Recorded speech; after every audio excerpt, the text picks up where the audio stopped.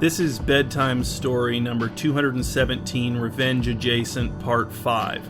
Previously in Bedtime Story number 217, Revenge Adjacent, a few days after the 4th of July, the 6th of July, for example, a red-faced man wearing a suit went to a multi-oak park to use one of the grills at a public picnic shelter to try out a new combination of spices on some chicken breasts. Having alienated all of his family and friends through unscrupulous business practices, the man, whose name was Lyndon, was alone at the park. Alone with his chicken breasts and the small plastic canister of blended spices in the pocket of his suit coat. As he prepared the grill, Lyndon noticed a man watching him from a short distance away. It was impossible to tell if the man was wearing a shirt or not. If he was wearing a shirt, how had he matched it so perfectly to his skin tone? How did the garment blend so seamlessly with his arms and neck? And if he was not wearing a shirt, what had become of his nipples, his belly button? How to explain the wrinkled texture of his stomach? The ambiguously shirted man's attention made Lyndon nervous. He wondered why the man was so fixated on him. Then it occurred to Lyndon that the man might be one of the many Multi-Oak area people he had cheated with his unscrupulous business practices. Encounters like this were happening more and more to Lyndon. Strangers approaching him at the grocery store and smashing eggs on the back of his neck. Strangers spraying him with gasoline while he was filling up his truck at the pump. Strangers leaving notes on the windshield of his truck that strongly implied that Satan approved of Lyndon's behavior. If anything, Lyndon's vanity plate reading NORVNGE, his attempt at discouraging revenge-minded victims of his unscrupulousness from following through, had increased the amount of revenge Lyndon was forced to deal with on a daily basis.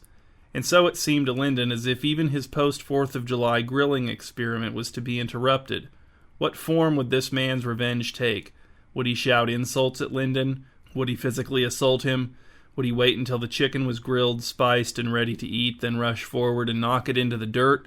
Lyndon thought that he would be less disturbed if he could tell whether or not the man was wearing a shirt. He felt that being able to definitively answer that question would assuage a portion of his anxiety by grounding the man more firmly in the real world. It would make the man's capacity for revenge seem less limitless. At last, unable to bear it any longer, Lyndon called out to the man and asked him what he wanted. The man called back that he wasn't sure if he should approach Lyndon or not, that he wasn't sure if it would be a good idea, but that he wanted to thank Lyndon. Baffled, Lyndon asked the man for what he could possibly wish to thank him. The man, maintaining his distance, explained that he had been trapped in a dysfunctional family, that his tween daughter had become impossible to control, and that his wife had succumbed to the power of their daughter's will, so desperate to remain in their daughter's life that she had subordinated herself to her daughter, debasing herself in ways both dangerous and humiliating.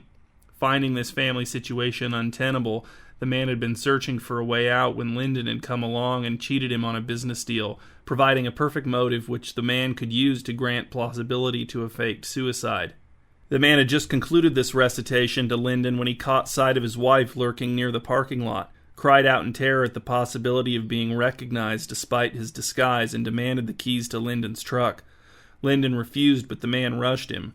An instinct that proved misguided drove Lyndon to pull the canister of blended spices from his pocket, pop the lid off, and fling it toward the eyes of his assailant, but he failed to account for wind, and the spices blew back into his own eyes, incapacitating him so he was not able to fend off the man as he extracted the keys to Lyndon's truck from his pants pocket, nor was Lyndon able to see through the burning whether or not the man wore a shirt. In a red world of pain, he heard the sound of his truck roaring away, then the sound of a woman crying out for help, and then the sound of a different vehicle roaring away. With tears streaming down his face, Lyndon staggered in the direction of the parking lot while wiping continually at his eyes with the backs of his hands. Perceiving the rough outline of a garbage can in the shade of a tree, Lyndon leaned against it and closed his eyes. A woman's voice somewhere nearby commented on the redness of Lyndon's face and asked him whether or not his car was available to borrow. Lyndon explained that his truck had been stolen, from what he understood, and the woman said that her car had also been stolen. They commiserated over their bad luck. Lyndon introduced himself. The woman said her name was Etna Green, which Lyndon said sounded like the name of a city, a large one. Lyndon also noted that his eyes didn't seem to be getting better. In fact, they were getting worse. He could no longer perceive the rough outline of the garbage can against which he now leaned. He wondered what would have happened to him had he consumed that blend of spices. Linda confessed to Etna that he was very dissatisfied with how his life had turned out and that he wished he could find a way to start over with a whole new identity. He mused aloud about the idea of faking his own suicide, dyeing his hair, affecting an accent, dedicating himself to ethical business practices, and living out the rest of his life as someone else. When Etna asked how he would accomplish such a thing, Lyndon, speaking in a hypothetical sense, explained that he would drive a car off of a cliff, leaping clear at the last second and allowing everyone to believe his body had burned up in the wreckage. He noted, however, that there were no such cliffs around Multioke, none near enough to a road to make this plan feasible anyway. But Etna, sounding excited, interjected to tell Lyndon that her friend Mary knew of exactly such a cliff in the Multioke area, and that this Mary also owned a car which she hated and which she had been hoping would get totaled so she could collect the insurance money for it. What if the three of them, Lyndon, Etna, and Mary, were to conspire to say that Linda had stolen Mary's car and driven it off the cliff? Lyndon was intrigued by Etna's idea, but noted that neither he nor Etna had a phone with which to call Mary because both of their phones were in their stolen vehicles. He had left his in the truck so as not to be tempted by distractions while grilling. At that moment, another woman approached and asked if either Lyndon or Etna could dial her phone for her. She said that her fingers would not work on her phone's touchscreen because she had the wrong kind of fingers for it. Etna agreed to dial the phone for the woman on the condition that she be allowed to make a personal call first. The other woman agreed, but then Etna realized she did not have Mary's number memorized, and she said as much. The other woman asked Etna what Mary's last name was, and when Etna said Zamoya, it turned out that the other woman knew Mary, and that Mary's number was already stored in her phone. Within 10 minutes, Mary had arrived to pick up Lyndon and Etna in her despised car. Etna had guided Lyndon into the back seat, and they were all on their way to the cliff. They drove for a long time. Lyndon heard the traffic diminish, heard the surface of the road roughen beneath the tires of Mary's car. Then the car exited the road. He heard the leaves of corn plants brushing against the windows, the occasional thump of an unripe husk against the side view mirrors. Then they were out of the corn and the car came to a stop. They all got out. Lyndon could feel the soft field dirt beneath his feet. Etna told him to be careful because he was only a few feet from the cliff's edge. Only then did Mary ask for details concerning the plan that Etna had teased to her on the phone. Lyndon, now wondering if his sight would ever return, listened as Etna related the specifics of the plan in a breathless rush. She told Mary that Lyndon was to drive her car toward the cliff, jumping clear at the last second. The car would sail over the cliff and explode at the bottom of the gorge. Mary would call Rory, her husband, to come pick all of them up in his work van. Lyndon would then hide out at Etna's place, dye his hair, work on his accent, and read books about the implementation of ethical business practices. Mary would go home and report her car stolen from the park by an unscrupulous man named Lyndon, being sure to emphasize his former hair color and lack of accent. Eventually, the cops would find Mary's car in the gorge and assume that Lyndon had crashed it there and died. Mary would get her insurance money, Lyndon would get his new life, and everyone would be happy. Mary wondered what Etna would get out of all of this, and Etna explained that the whole thing was her idea, which meant that she was right at the center of the action and would not need to get her car back in order to prove to herself that she was a woman to be reckoned with. Mary nodded, patted her friend on the shoulder, and then said that the plan would not work because they would need a body. Etna said that they would not need a body because the story would be that Lyndon had burned up entirely, that his body had been reduced to ash, but Mary said that would not be plausible because the exploded car would not burn hot enough to completely consume a body. Etna, wounded by what she considered nitpicking, complained that Mary always sold her short, that she always minimized her contributions. Before Mary could respond, from behind them came the clamor of an engine and something large crashing through the corn. Lyndon heard Etna and Mary shouting at him to move, but he didn't know which way to go, so he stood still. A tremendous collision followed, knocking Lyndon off of his feet, leaving him dazed, and the next thing he heard, what felt like, but could not have been minutes later, was an explosion somewhere far below. Sitting up, he called out to Etna and Mary, asking if they were okay. He heard footsteps draw near, felt hands on his arms pulling him upright. The women said they were unharmed. Lyndon asked what had happened. Etna explained that a black truck had come barreling through the field, crashed into Mary's car, and sent both of them over the cliff where they exploded together at the bottom of the gorge. Lyndon asked if either of the women had caught a glimpse of the truck's license plate, if perhaps they had noticed whether or not it expressed an anti-revenge sentiment, or as much of an anti-revenge sentiment as possible given the vanity plate's 7-character restriction. The women confirmed that it had.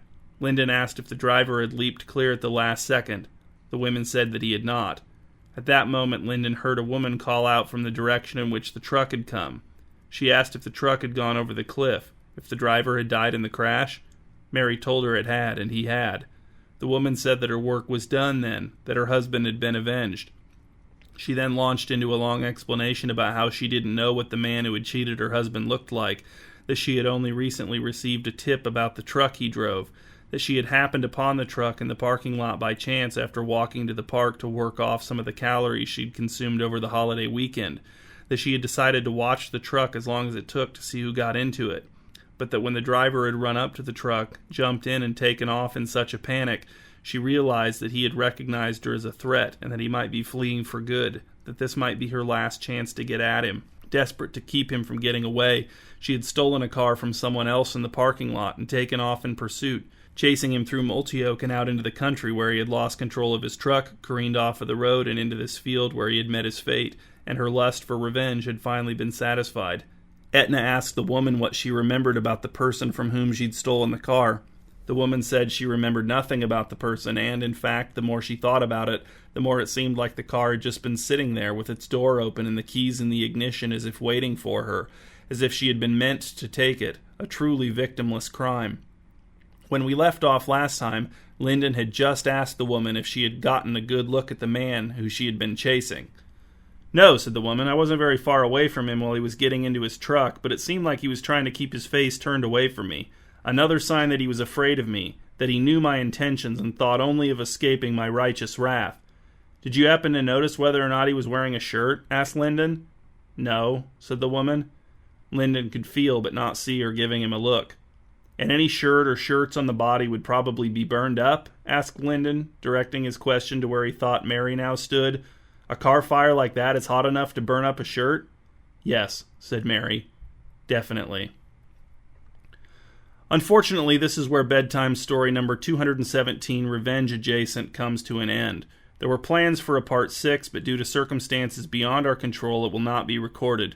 For the sake of closure, we'll give you a brief overview of what would have happened in part 6 had we been allowed to complete it. There is going to be a lot of convoluted but ultimately convincing explanation about how the body in the truck could be mistaken for Lyndon's. Having indirectly killed a man, the woman, who may or may not have been named Delilah, would have been accepted into her daughter's gang as a full-fledged member, neither of them ever knowing that it was the actual death of the husband and father they thought already dead that brought them together. Mary would not have received her insurance payout for her destroyed car because of insurance company chicanery. Lyndon would have used the spice blend-based loss of eyesight to justify a return to unscrupulous business practices, and the inconsequential events of that other character's life would not have been addressed, not that you would have noticed her absence.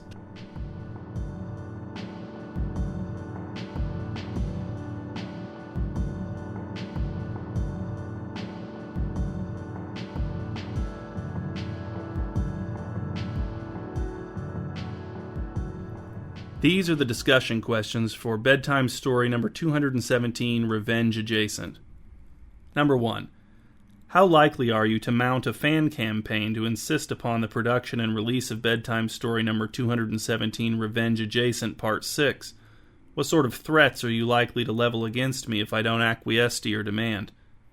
Number 2. Should previously on recaps accurately present what has come before, or focus more on preparing people for what's to come?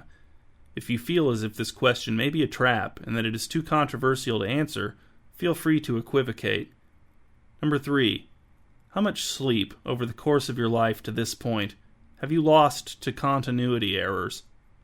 Number 4. Where exactly does the term bingeable fall on the hierarchy of praise? Number 5. How crucial to the action are you?